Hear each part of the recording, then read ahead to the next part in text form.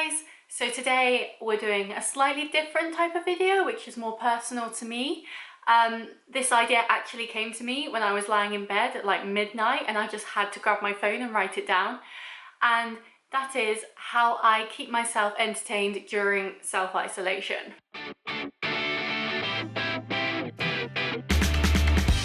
So in England, we have now been isolating for 3 weeks. I've been off a week longer than that with work, so it's been about a month for me. And obviously when you're being told that you can't really go outside unless it's essential, and really all you've got is the house that you're in, things can get quite hard and quite challenging, and you can quickly run out of things to do and ways to keep you entertained. And I think this is also really important for your mental health. It's not just about having things to do and hobbies and stuff that keeps you sane, but it's also making sure that what you're doing is benefiting you, because your mental health is the most important thing. And really, if you're not feeling your best, or if you're worried or whatever, it can really take a toll. And so while these things that I'm going to offer to you are things to keep you entertained and keep you almost having a sense of normality and control over your life, if you are really struggling with self-isolating, then I would definitely say find people to talk to help you with that, because nothing is worse than feeling like you're all alone in the world. So I speak to my mum every day, I speak to my dad and my nan, I speak to my boyfriend, I speak to my friends. I just find ways to talk to people so that you remember that everyone is in the same situation. It won't last forever, and one day you'll be able to see them again and be able to hang out and have a great time as well. And I think as well, especially in the UK, we're getting such incredible sunshine at the moment. It's absolutely gorgeous. But what we need to remember is the longer that people don't obey the isolation rules, the longer we're going to be stuck in isolation. So you may want to go out with your friends, you may want to have a barbecue this weekend with your family, or just think of the bigger picture. Yes, you might want to do this, that, the other, but really, if you do, does that mean that that everyone has to stay in isolation for another 3 weeks or longer?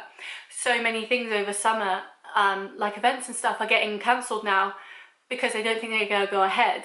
And so you think we could be stuck in isolation until after summer, and then our whole summer's gone. Whereas if we stick to the rules now, we could still have a chance to have a summer in July, August time, rather than missing it completely. And again, these things that I'm going to talk about, they've helped me. They might not help you, but at least it gives you some different insight and ideas of what to do with your time, especially when you're stuck in isolation. So I'm going to start off with the biggest thing that has impacted me, and that's keeping fit. So before the lockdown happened, I did go to the gym very sporadically, but I did try and put the effort in. I tried to eat well, but being stuck at home with only an hour outside every day for exercise, I started looking at new ways that I could work out and I could benefit myself and make myself healthier and happier.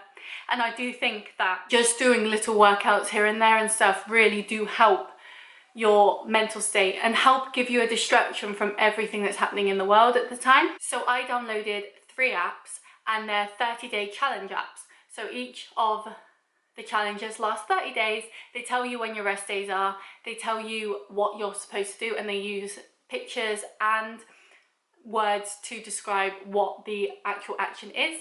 So the 3 I have downloaded is butt workouts, arm workouts, and ab workouts. So I'm working on 3 different areas of my body, and I just follow these workouts each day, basically just to give myself some stability and make myself feel better and like I'm doing something positive for myself, my health and my body. And alongside that, another app that I've recently downloaded, I've just completed week 1 of it, is Couch to 5K. Now I find this app really good. It's free, it works with the BBC, so it's it's pretty good. And you do 3 runs each week for a 9-week program, and each week obviously it gets more running, less walking, and by the end of it you should be able to run for 30 minutes or 5k.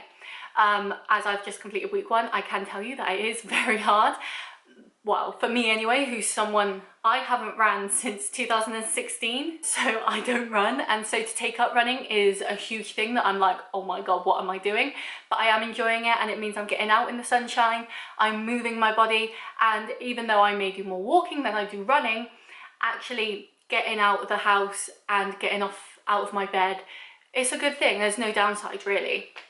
And with that as well, I have been doing a lot more walks. I've been exploring my area a lot more. Luckily, I'm someone who lives in the countryside, so I have a lot of places that I can walk where I don't bump into other people a lot. And one of the apps that I use to track that is called Strava. Strava is a tracking app that will track whatever sort of sport you do. So whether it's walking, running, cycling, all that, it will track where you walk using GPS, how long you walked for, what elevation you did, how many miles or kilometers you walked, and how many calories you burnt doing it. I find this really motivating. So especially with my Couch to 5K running, I find I walk more than I run during it because I'm just not used to running. But actually looking at how far I've traveled on the app, on the Strava app, and being able to say, actually, yes, I mainly did walking, but I did do 2.7 miles today or something like that. It's just keeps you motivated and keeps you going, because you know, even if you don't think you're doing the best that you could be doing, you're still doing something better than just sitting at home. So yeah, the Strava app is brilliant. I use it for a lot of my walks, for my runs. It also helps me want to go out and do stuff. So before, on my first run, I didn't use Strava because I wasn't sure if the Couch 5K app would track my run. It didn't. And so after my first run, I was thinking, oh god, I don't want to do this anymore. It's too hard, it's too much effort, it's too much work. But then once I started tracking my second run, I realized that actually I was doing really good. I mean, not compared to other people, but I was moving, I was getting out there, I was getting the sunshine, which is great, and it was actually doing me good. So I definitely recommend downloading the Strava app, especially if you're doing more walks, just to see how far you're walking, because really it can be quite surprising how far you do actually walk when you're not even thinking about it and you're like, oh, I'll just go for an afternoon walk, and suddenly you've walked 5 miles. I don't know, it's crazy. So that's another app that has really helped me in this time. And another thing that's really been helping me that kind of goes into the fitness side but not really, as more health, is cooking. I cook a lot more food from scratch now because I have the time to do it, and I'm loving it. Because of the stock issue with the shops, I've been trying a lot of new interesting things that I wouldn't normally pick up from the shops, like different types of salmon and fish cakes, and finding new ways to cook sausages and stuff like that. And I think that really helps too, as well as you know what is in your food because you've made it yourself. So that is really fun and interesting, and it means that you're broadening your horizons. In other ways that aren't fitness, because I know fitness isn't going to be for everyone, I have started reading again. I love the Book Depository. It's a brilliant website where you can get really cheap books and good books. So I got 10 paperback books for £50. I'm reading Little Women at the moment because I didn't get to see the movie, and it's just a great way to go into a new world when the world around you seems so crazy and you can't keep up. It's just nice for a bit of escapism. And I'd say that too with video games and gaming. I only play The Sims 4, I don't play any other games, and my Sims are really annoying me at the moment. I cannot deal with them at the moment, so I haven't been playing many video games, but I know that they can be really helpful. And time goes so quick when you play them too, that if you are doing a lazy Sunday and you don't know what else to do with your day, just play games, just have fun. And alongside video games and books, if they're not really your jam, who says jam anymore? Another form of escapism is through streaming sites. So obviously Disney Plus came out recently. If you haven't seen my video on that, I really recommend it. I really enjoyed making it. And Netflix, they're great if you just want to sit down in front of the TV, forget about everything and just watch a movie or a TV show or something you've been putting off for however long you've been putting it off.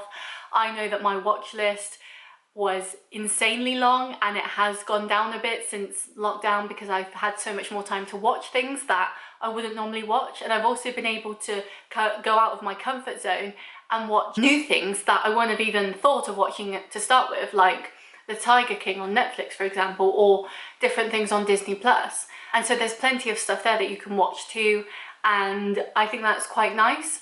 And that brings me on to social media. Now, social media, I think you've got to be quite careful with, because a lot of different news can be spread on it. Some obviously factual and good, but also some that can be fake, or just the news in general in this day and age is so dark. I think social media is a great thing to have and to be able to connect with people and talk to people, but also I'd say limit your time that you spend on social media looking at the news and news stories and stuff, because it can be quite troubling and quite scary. It's a scary time, but we just need to come together and try to just help each other a bit more while keeping social distance.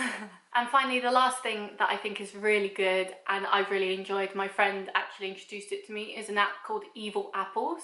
Now, I'd say this is for the more mature audience. Oh, child.